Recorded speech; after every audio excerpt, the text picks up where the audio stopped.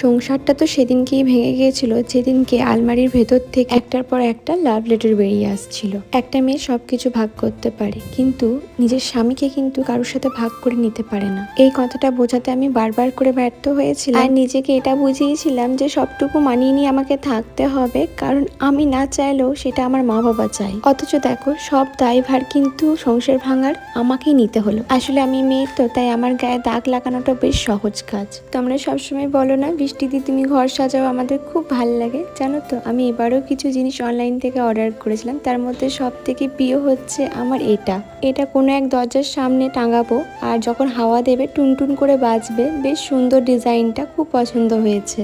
তার আগে একটা তো ঝুল ঝাড়ু নিয়েছি, তোমাদেরকে দেখালাম। অনেক কিছু কিনেছি যেটা একটা ভিডিওর মধ্যে আমি শেয়ার করতে পারবো না। আর এই আর্টিফিশিয়াল প্ল্যান্টটা নিয়েছি, তার কারণ হচ্ছে আমি একটু আলাদা করে সাজাবো, সেটা ভেবে রেখেছি।